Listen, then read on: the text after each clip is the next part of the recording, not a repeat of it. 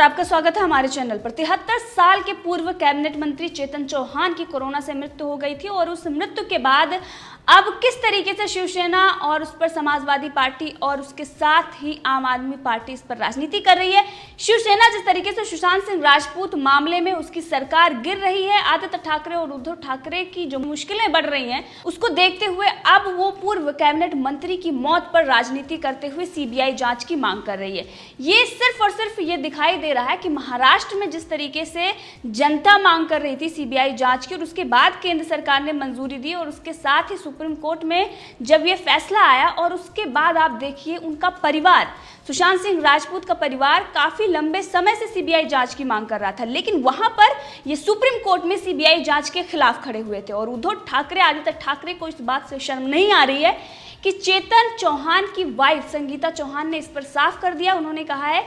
कि जो आप लोग कह रहे हैं, यानी कि जो आम आदमी पार्टी के नेता और आपको पता ही है ताहिर हुसैन के खास जो बेहद करीबी दोस्त हैं संजय सिंह और अमानतुल्लाह खान के भी बेहद करीबी हैं संजय सिंह, इस पर ये कह रहे हैं कि उनकी जो मौत हुई है वो लापरवाही के कारण हुई है और इस पर मैं एफआईआर दर्ज कराऊंगा। लेकिन जो संगीता चौहान, चेतन चौहान की वाइफ है, उन्होंने इस पर कहा है कि कोई भी लापरवाही नहीं बरती गई है, बल्कि योगी आदित्यनाथ के साथ साथ जो मदद मुझे मिली है, क्योंकि मुझे इससे पहले नहीं पता था कि उनका स्वास्थ्य खराब है और उसके बाद परिवार ने जब मुझे सुझाव दिया तो उनको हॉस्पिटल में भर्ती कराया गया और उसके बाद लगातार योगी सरकार ने मेरी मदद की और उसके बाद संजय गांधी जो हॉस्पिटल में वो वहाँ पर भर्ती थे उसके बाद उनको मेदांता हॉस्पिटल में भर्ती कराया गया। लेकिन इसको लेकर किस तरीके से राजनीति चल रही है और जिस तरीके से उद्धव ठाकरे और आदित्य ठाकरे को बचाने के लिए शिवसेना उत्तर प्रदेश में एक मौत को लेकर जो राजनीति, इसी को कहते हैं गिद्ध राजनीति, और उसमें आम आदमी पार्टी का चेहरा जिसने दिल्ली को जलाया और सबसे बड़ा हाथ उसमें आया ताहिर हुसैन जो मुख्य आरोपी था और उसके बेहद करीबी जो संजय सिंह है, उनको पता है कि कब उन पर कहाँ तक जो जांच चल रही है, अगर जो संपर्क में थे उनके और चीज़ें जो खुलकर सामने आ रही हैं उसमें साफ हो गया है कि आम आदमी पार्टी किस तरीके से उसमें मुख्य भूमिका में थी और इस सब के चलते ही वो उत्तर प्रदेश को निशाना बना रहे हैं। लगातार कोरोना को लेकर भी उन्होंने इस पर तंज कसा था और उसके बाद योगी आदित्यनाथ ने जिस तरीके से उनको फटकार लगाई उसके बाद अब वो चिढ़े हुए हैं और इसीलिए उन्होंने इस जो घटना है, ये जो मौत हुई है पूर्व कैबिनेट मंत्री की, उसको लेकर राजनीतिकरण कर रहे हैं, क्योंकि उनको लग रहा है कि शिवसेना और समाजवादी पार्टी भी हमारे साथ है और इस वक्त अगर हम इस पर राजनीति करेंगे तो जनता को विश्वास दिलाएंगे। लेकिन जनता समझदार है उत्तर प्रदेश की और इसी जनता ने आम आदमी पार्टी को कई बार सबक सिखाया है और इस बार भी वो सबक सिखाएगी, क्योंकि संजय सिंह को लगता है कि जिस तरीके से उन्होंने फ्री की राजनीति दिल्ली में कर ली, उत्तर प्रदेश में भी वो राजनीति करेंगे। लेकिन योगी आदित्यनाथ जिस तरीके से काम कर रहे हैं, उनके कामकाज को देखते हुए इन लोगों में इतना भय है कि इनको ये लगता है कि कहीं जो भी कुछ जनाधार इनका बचा हुआ है वो भी हाथ से निकल ना जाए और इसीलिए तमाम झूठ और तमाम फरेब सामने लेकर आते हैं। योगी आदित्यनाथ ने संजय सिंह पर निशाना साधते हुए कहा था कि दिल्ली का एक नमूना उत्तर प्रदेश आता है और कहता है कि यहाँ कोविड से लड़ने की कोई रणनीति नहीं है। ये वो लोग हैं जिन्होंने उत्तर प्रदेश और बिहार के नागरिकों के साथ दुर्व्यवहार किया, बेशर्मी का लबादा ओढ़े हुए ये लोग उत्तर प्रदेश में आकर उल जुलूल बातें करते हैं, ये बेहद ही शर्मनाक है। अगर बात करें तो उत्तर प्रदेश में और जो आंकड़ा दिल्ली में है, हमने देखा कि दिल्ली की जो आबादी है वो बेहद कम है, लेकिन उसके बाद भी केजरीवाल पूरी तरीके से फ्लॉप हो गए थे और उनकी नाकामी के बाद ही केंद्र सरकार ने मदद की और गृह मंत्री अमित शाह ने पूरी कमान अपने हाथ में ली और उसके बाद दिल्ली की स्थिति में सुधार हुआ। लेकिन जो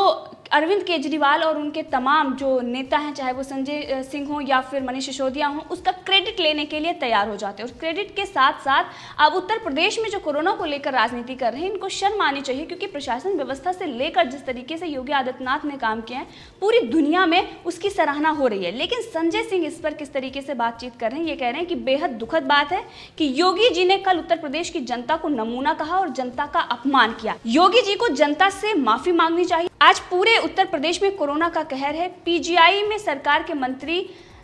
स्वर्गीय चेतन चौहान की लापरवाही पूर्ण हत्या हुई और इस मामले में एफआईआर दर्ज कराऊंगा। लेकिन जो इन्होंने कोरोना को लेकर कहा है कि पूरे उत्तर प्रदेश में कोरोना का कहर है, अगर दिल्ली इनसे नहीं संभल रही है तो ऐसे राज्य पर वो सवाल ना उठाएं जिसकी आबादी के हिसाब से कितना नियंत्रण सरकार ने किया है और किस तरीके से कामकाज कर रही है। संजय सिंह ने जो ये कुछ भी कहा है ये बेहद ही शर्मनाक है, क्योंकि उत्तर प्रदेश की जनता को उन्होंने नमूना बताया। योगी आदित्यनाथ ने संजय सिंह को नमूना कहा था और यहाँ तक कि उत्तर प्रदेश की जनता भी संजय सिंह को नमूना कह रही है। और क्योंकि जिस तरीके से पूरी दिल्ली को इन्होंने बर्बाद किया और उसके बाद अब ये उत्तर प्रदेश पर सवाल उठा रहे हैं। लेकिन पिछली सरकार जो रही है उत्तर प्रदेश में और उसके साथ अगर देखें तो आज पूरे देश में अगर सबसे अच्छा मुख्यमंत्री कोई है किसी प्रदेश का तो वो उत्तर प्रदेश का। लेकिन उस पर किस तरीके से राजनीति करना और तमाम ऐसी चीज़ें जो अपनी नाकामी अपने प्रदेश में जो उनसे अपना प्रदेश संभल नहीं रहा, जिसकी आबादी बेहद कम है। हमने देखा कि किस तरीके से उन्होंने डीटीसी लगाकर जो उत्तर प्रदेश के और बिहार के प्रवासी मजदूर थे उनको लाकर इन्होंने आनंद विहार पर खड़ा कर दिया और उसके बाद योगी आदित्यनाथ ने उनकी मदद की। उस वक्त हम किस तरीके से जाकर वहां पर देख रहे थे कि उन लोगों के जो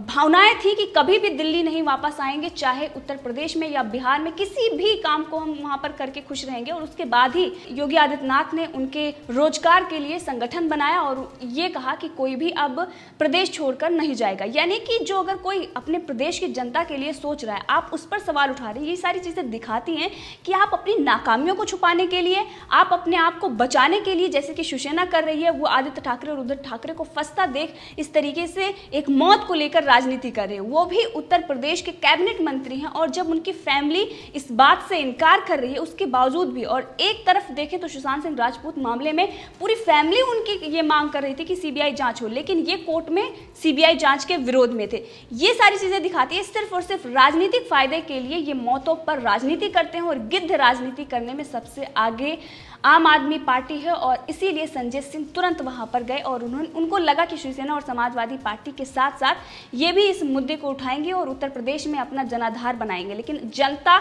इनको करारा तमाचा मार रही है। आप देखें सोशल मीडिया हो या फिर लगातार अगर आम आदमी पार्टी के किसी भी नेता का नाम ले लो उत्तर प्रदेश में तो उनका जो आक्रोश है वो बाहर आ जाता है। क्योंकि जो देखा इस कोरोना काल में उन पूरे जो मजदूर थे यहाँ पर किस तरीके से उनके साथ दुर्व्यवहार किया गया, जो बांग्लादेशी जो घुसपैठी थे उनको किस तरीके से शरण दिया गया और जो यहाँ के नागरिक थे इस देश के उनके लिए कोई भी व्यवस्था नहीं की गई। यहाँ तक कि जो 5 स्टार का ये होटल का खाना दिखा रहे थे उसके बाद उनको किस तरीके से पतली खिचड़ी परोसी जा रही थी। यहाँ तक कि हमने ग्राउंड रिपोर्टिंग करके भी दिखाया था कि किस तरीके की यह व्यवस्था है और बहुत सारी ऐसी वीडियो हम लेकर आए थे ग्राउंड से जहाँ पर दिखा रहा था कि उत्तर प्रदेश की जो जनता है, चाहे वो बिहार की है और यहाँ पर जो प्रवासी मजदूर थे उनके साथ किस तरीके का दुर्व्यवहार हो रहा है। और इस पर समाजवादी पार्टी के नेता ने ये कहा था कि संजय गांधी हॉस्पिटल में लापरवाही बरती गई और जिसके बाद सरकार सोती रही और उनकी लापरवाही के कारण मौत हो गई। आपको हम पहले ही बता चुके हैं कि उनकी वाइफ ने इन बातों से उन्होंने इनकार कर दिया। उन्होंने कहा कि हमें मदद मिली है और देखें तो उनकी आयु जो थी वो 73 वर्ष की थी और उसके बाद उनको मेदांता हॉस्पिटल में भर्ती कराया गया था जब उनकी हालत ज़्यादा खराब हो गई और उसके बाद उनकी मौत हो गई, जिसका दुख पूरे प्रदेश वासियों को है। लेकिन इस पर चाहे आम आदमी पार्टी हो या फिर समाजवादी पार्टी हो या शिवसेना हो, इस पर किस तरीके से घटिया राजनीति कर रही है। और शिवसेना जो सुशांत सिंह राजपूत मामले में फंस रही है, जो वहां पर अपनी सरकार गिरती दिख रही है उसे और अपना भविष्य उसको नहीं दिखाई दे रहा है, वो उत्तर प्रदेश में एक पूर्व कैबिनेट मंत्री की कोरोना से मौत को लेकर उसमें सीबीआई जांच की मांग कर रही है। इससे ये साफ हो जा रहा है कि आदित्य ठाकरे को बचाने के लिए अब तक संजय राउत ने बहुत सारी बयानबाजी की है। यहाँ तक कि सुशांत सिंह राजपूत के परिवार पर उन्होंने कई गलत आरोप भी लगाए हैं, कई ऐसी चीजें बोली हैं जिसके बाद उन्हें कोर्ट का नोटिस भी मिला है। अब वो एक ऐसे परिवार पर आरोप लगा रहे हैं, एक ऐसे परिवार के बातों से वो इनकार कर रहे हैं क्योंकि उनकी पत्नी जो है वो इन सब चीज़ों से इनकार कर रही हैं। उसके बावजूद भी वो उन पर इल्ज़ाम ही लगा रहे हैं क्योंकि अगर उनका परिवार ये कह रहा है कि उनकी